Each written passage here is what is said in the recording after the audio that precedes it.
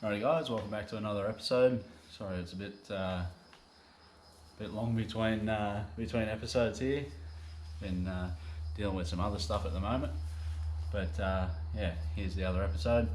I'll go into what I've been up to and what's going on at the end of this video. But just enjoy this one. This one's just gel coating the other side. I do it with a little bit different technique than what I used on this side. But yeah, you'll see in the video anyway. So enjoy. Get this bottom flange in place. I'll just do the same as the other side, and I might look at starting to push that warp out there. This thing actually gets like dead straight, like perfect in this temperature. The only bad thing is it's not good for glassing in this temperature. We're a bit warm. And then the only other one that we've got is the one in this bilge here, which pushes out as well. There guys, that flange and the black plastic is in. It's all hot glued down and stuck in now, so it's ready for plasticine pretty much on the way around. Just grab bits of plasticine and just roll them out into sausages. They don't have to be neat or anything like that. You can see there's a bit of inconsistency in the sizing there, but it doesn't really matter. It sorts itself out in the end. And you just slowly lay that in, and you drop a piece on the floor and get a whole heap of dust in it, and it really helps you out. So I've gone around to each of the locating lugs and I've just sanded them down with 1200 grit, wet and dry, and I use that dry of course just so I don't wet any of the MDF. And I've gone through and just taped up the top. So this tape is all just sacrificial.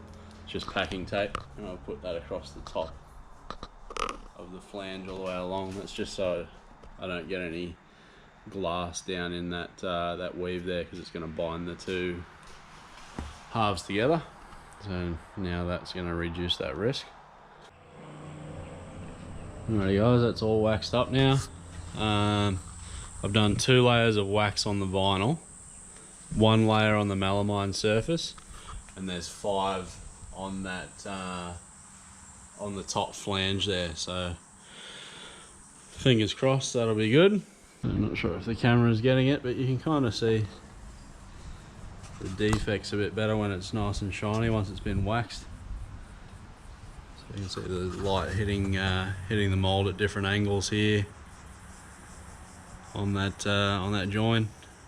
Again, we know that that's what's going on. It's just gonna have to be worked on. So this even, I don't know if you'll be able to see it on film, but like this has an angle there, and then it actually turns angles there. It's not like a smooth contour there. So there's going to be, in the width of that, there's going to be a fair bit of filling right in the middle where the join is to get that a perfect round shape. But yeah, that just has to be done inside the mold. It can't be done out here, because I can't take that any further down, otherwise we're going to be through the panels. Alright guys, I've cooked my back pretty good. Must have been yesterday as I was waxing this thing, leaning over the mold on the ladder there. But yeah, I'm going to start getting into this gel coat anyway. It's not going to be much fun with this with my back the way it is. So I'll just mix up a litre at a time. But what I'm going to do this time, instead of working my way across the whole mold, I'm going to mix up a litre and I'm going to start across the top and get a good thick coat across the flange and down the flange sides there, and then I'll work my way down and I'll finish off with doing the flange across the bottom, because we do have a lot that drips down and sort of catches on the bottom there anyway. I opened up a new tin for this, so I've still got some left in that one. I just want to start using this one because I won't have to swap halfway through the flow coat job, swap the taps. So this is another good thing about the tins from Trojan fiberglass. So their tins come with the little bungs in the bottom, which is really handy. It's also got the cap on the lid, and it's held in by a big band across the top. But yeah, that's a really good feature, those bungs, because you just go to Bunnings and they're just normal taps, just like nylon taps that you put in like camping water jerry cans and that sort of thing. A positive for sure. So yeah, that's the Trojan fiberglass tooling gel coat in red. Alrighty, so I've laid that plasticine on the bottom flange there, and I've just gone around and in each locating lug I've just put a bit of wax in there. So I'm not going to buff that off, I'm just going to leave it, let it dry. Not sure if that will have any adverse effects.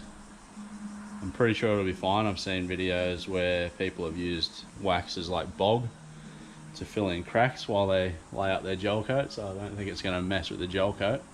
And it's only in the locating lugs anyway, so if it does anything weird like bubbles up or anything, it's fine. They're literally just there to locate the molds. Doesn't have to be a real finished polished surface or anything like that. But I just figured that if it has like a physical layer of wax in there, that's got to be better than just the bare gel coat with polished wax on it.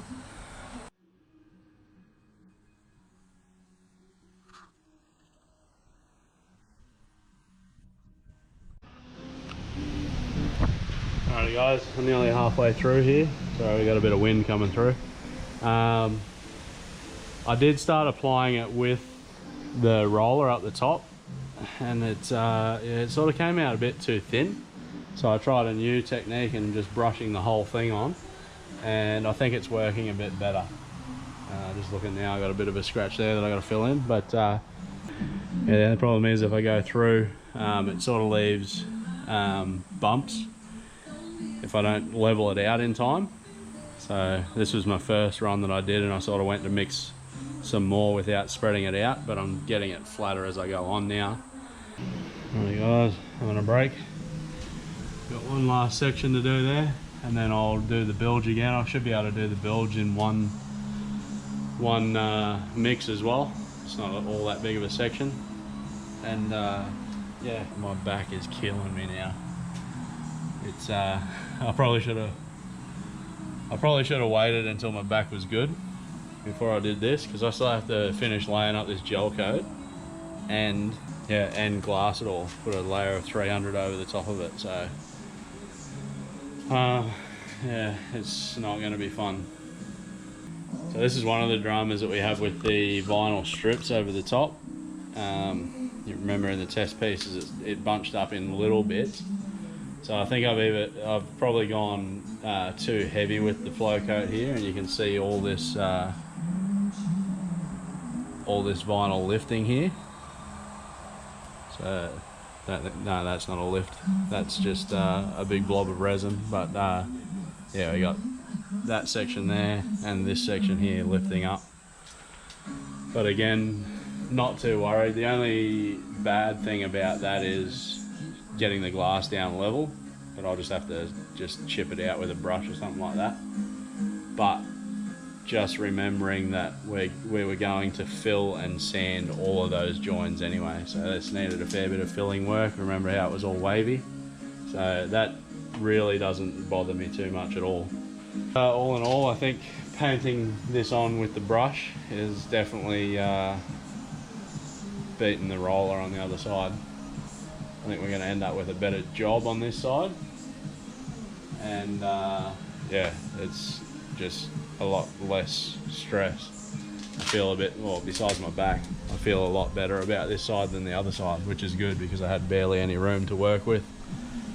I just had to run down to the harbour real quick and secure some stuff. We're getting a bit of a blow come through, but yeah, my back's giving me heaps of grief now. It sucks.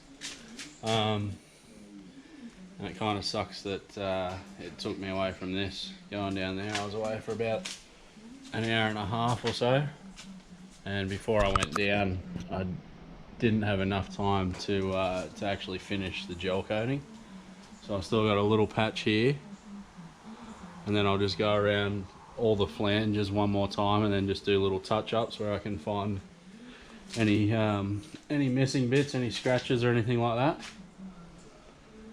But yeah, that sort of sucks because although this stuff, it was kicking pretty quick, but yeah, I've sort of got to leave it. I'll put this last bit on and leave it for an hour or so, and then I'm just going to have to come in and start glassing up over the top of it. Alrighty guys, we'll wrap that one up there. So yeah, got all that gel coat on, getting ready for the tie layer. So, come in.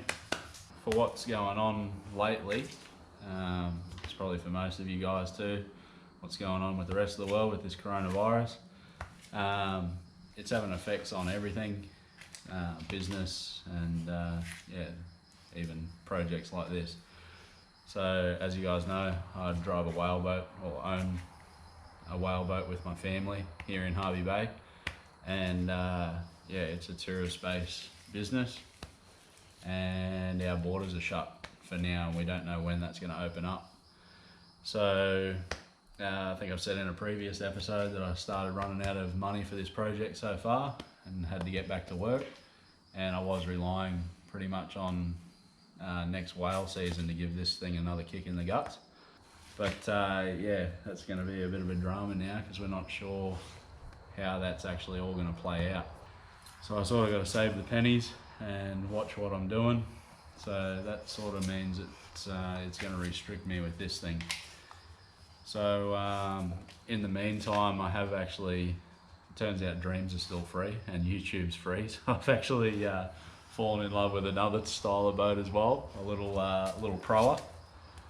So a little 7.5 metre proa. I'll throw some photos up now of the moulds that I've started making for that. That's just stuff that I had laying around the shed already. So yeah, I didn't have to outlay any money for that.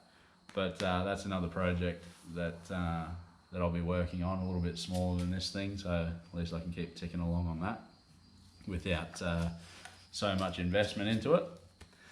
But let me know if you want me to record the build of the proa as well. I know some of you have just subscribed thinking that this is the project, so you might not want to see the proa. But yeah, so that's sadly where we're at, and yeah, I've just got to hold off and see what the world's doing. Hopefully it all blows over before the season, and yeah. Are you right? Go away. Outside, outside, out. Good girl. Sorry, yeah. Sit. Sit. Good girl. Yeah, so that's where we're at with this sort of project. So this one's going to come to a bit of a halt. I've got probably a couple more videos to go with this one before I completely catch up. I just want to be completely transparent with you guys. I'm not running out of steam motivation wise with the project. I'm really keen to still keep pumping out videos, and yeah, I really want to get this thing done.